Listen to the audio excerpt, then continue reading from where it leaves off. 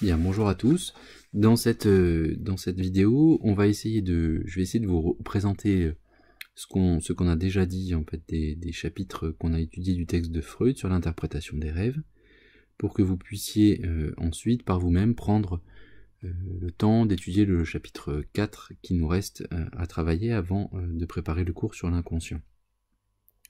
Je vais donc être assez synthétique et essayer de reprendre les points essentiels et éventuellement les plans des chapitres qu'on a déjà travaillés. J'irai assez vite, mais simplement c'est pour vous aider à reprendre ce qu'on a déjà dit.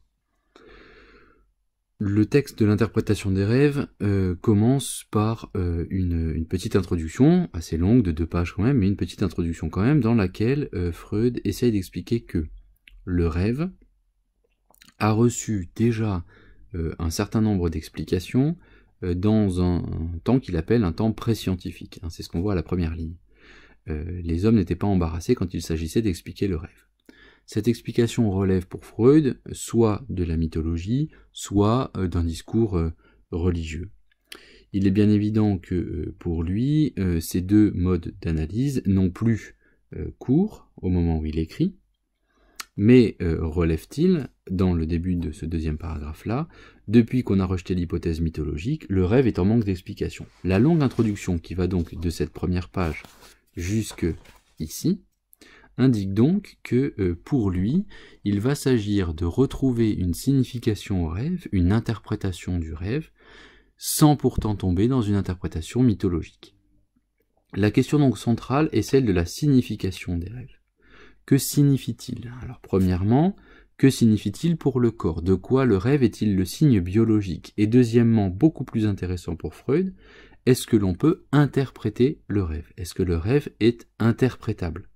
Je cite ici le texte. Si le contenu de tel ou tel rêve a un sens comparable à celui que nous trouvons d'habitude dans d'autres compositions psychiques. La question que va donc travailler Freud et que nous allons travailler est celle du sens possible du rêve. Cette introduction se termine et commence 3 parties. La première qui va de « On peut observer 3 directions » jusqu'à la page 49. La deuxième, à cette conception s'oppose l'opinion des médecins jusqu'à la page 50 ici. Et enfin, la dernière partie qui porte sur l'opinion populaire. Donc, dans la première partie, Freud va s'intéresser à...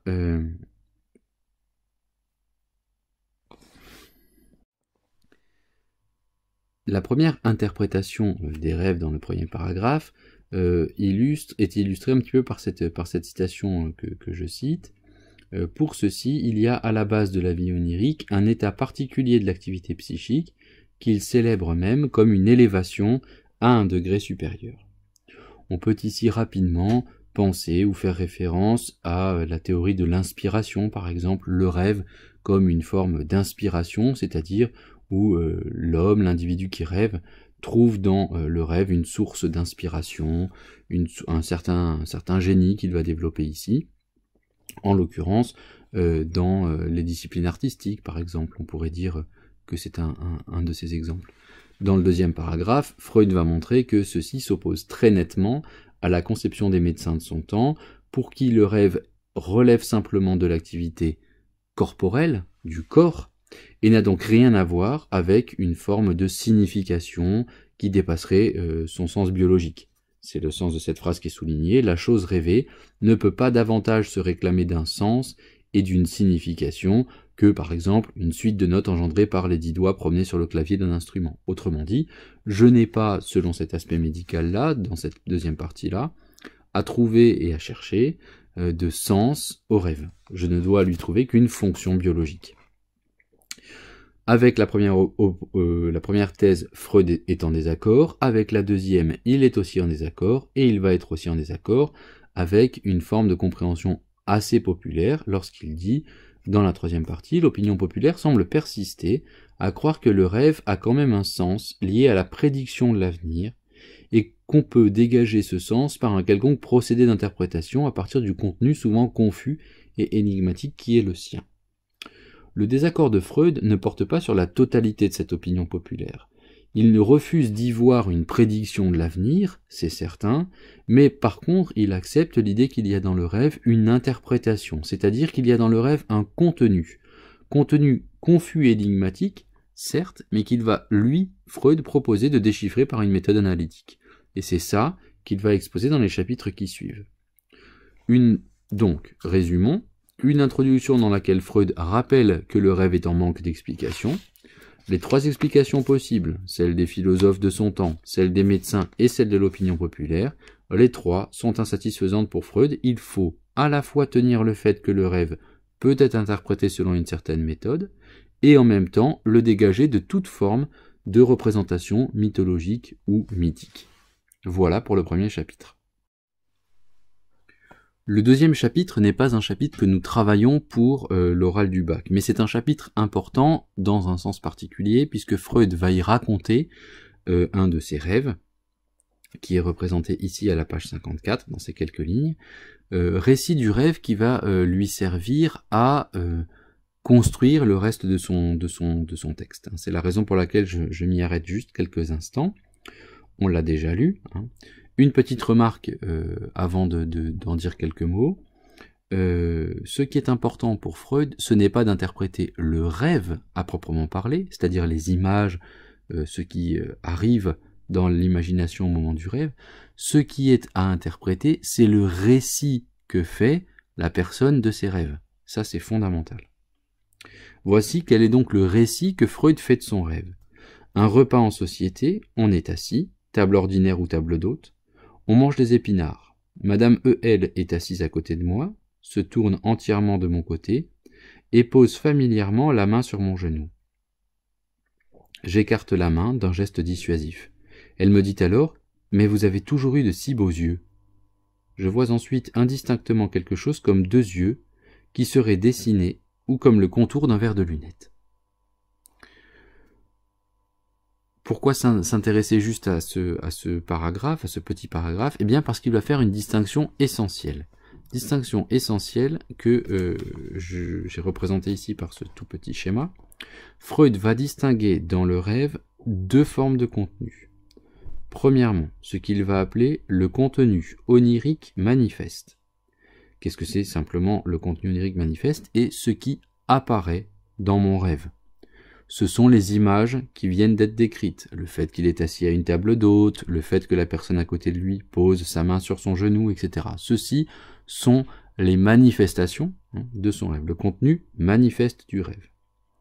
Comment est-il fabriqué? Il est constitué, dit Freud, par le travail du rêve, sur lequel nous allons devoir revenir un peu plus tard. C'est-à-dire, le rêve produit ces images-là, notre psychisme plus exactement, produit, travaille, jusqu'à obtenir ce qui nous apparaît comme le contenu manifeste du rêve. Le deuxième contenu, cette fois-ci, Freud l'appelle le contenu onirique latent. Contenu onirique latent. Le terme latent vient directement du latin et désigne le terme caché, correspond au terme caché. Donc il y a un contenu manifeste et un contenu caché. Ce contenu caché va devoir être déchiffré. Comment? Par le travail d'analyse. C'est le travail de l'analyse psychologique qui va permettre de repérer le sens caché des événements, des phénomènes, des images qui sont manifestes dans le rêve. Voilà le procédé que Freud va mettre en place et qu'il va essayer de développer dans le chapitre suivant, le chapitre 3. Le troisième chapitre que nous étudions, qui lui fait donc partie de la liste des textes que nous présenterons à l'oral, se compose lui également de 3 parties, d'inégale longueur. La première partie, assez courte, va poser un constat, c'est-à-dire va situer différentes types de rêves, différentes formes de rêves.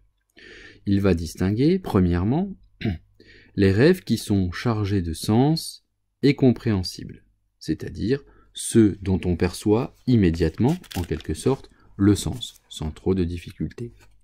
Deuxièmement, il va repérer les rêves qui, ici, certes ont une cohérence interne et un sens transparent, mais qui ont un effet déconcertant.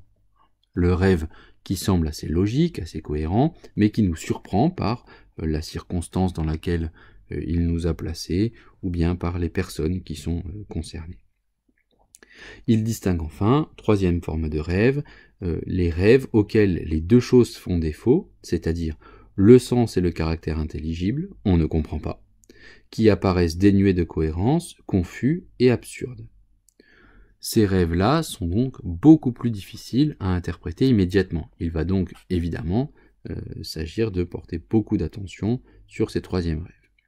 Le reste du chapitre 3 se concentre assez facilement et assez exclusivement au premier type de rêve, c'est-à-dire celui qui est chargé de sens et compréhensible assez immédiatement.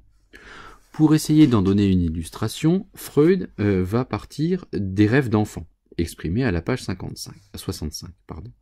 La suite du chapitre, et plusieurs pages sont consacrées, à l'analyse de rêves d'enfants, qui sont d'une analyse assez simple.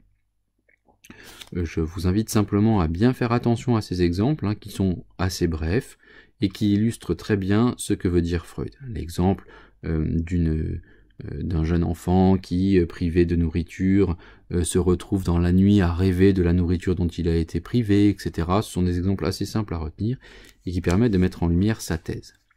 Quelle thèse?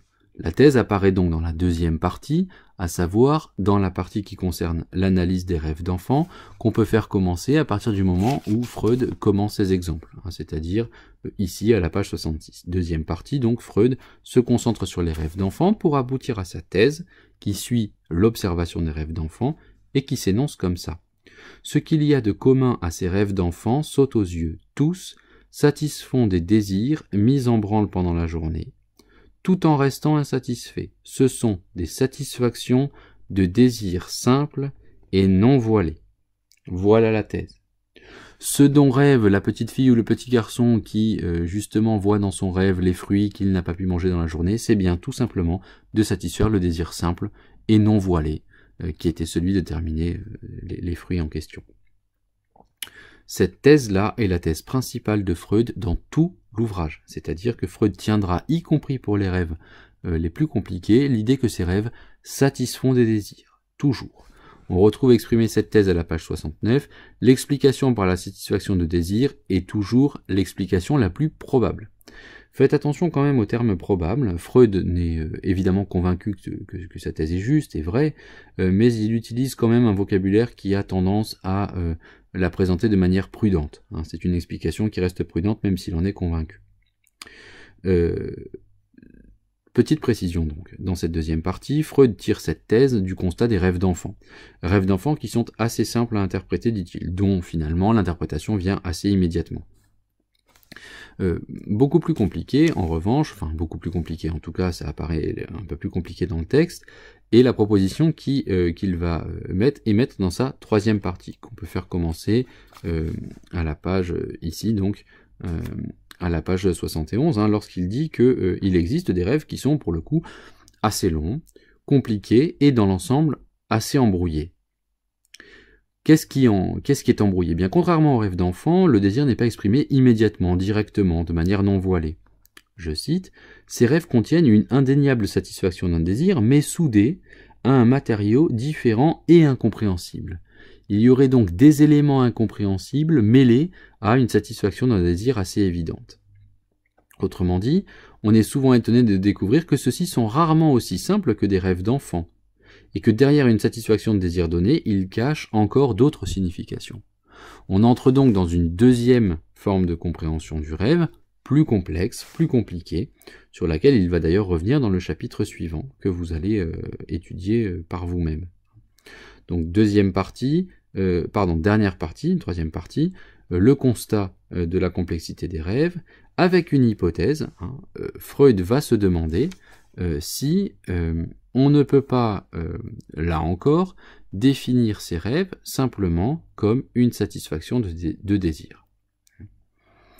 Voilà son interrogation avant d'arriver au chapitre 4. Une petite note intéressante dans la fin de cette troisième partie, que j'ai soulignée ici. Le rêve montre le désir comme étant déjà satisfait. Il figure son accomplissement comme réel et actuel. Et encore à la fin, une pensée à l'optatif est remplacée par une vision directe au présent. Je vous invite simplement à faire un petit peu attention à la note et à ce qui vient d'être dit ici. Pour Freud, le rêve, n'est pas simplement une manière de représenter le désir sans le satisfaire, c'est une manière de satisfaire le désir. Dans le rêve, la personne qui rêve satisfait son désir. Elle obtient le fruit de ce qu'elle désirait. C'est précisément en cela que le rêve a une fonction très importante pour Freud, comme on va le voir tout à l'heure. Pas tout à l'heure, en tout cas dans le chapitre suivant.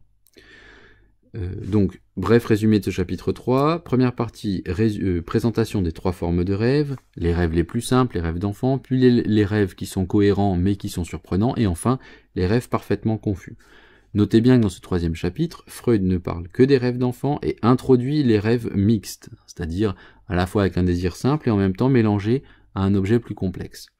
C'est l'objet du chapitre 4 que d'étudier les rêves plus complexes, ces rêves qui sont plus difficiles à interpréter.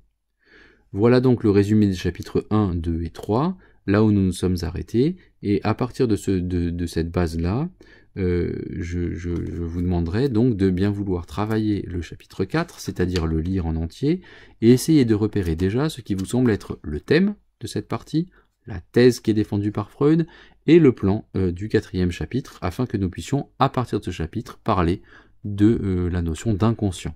Voilà.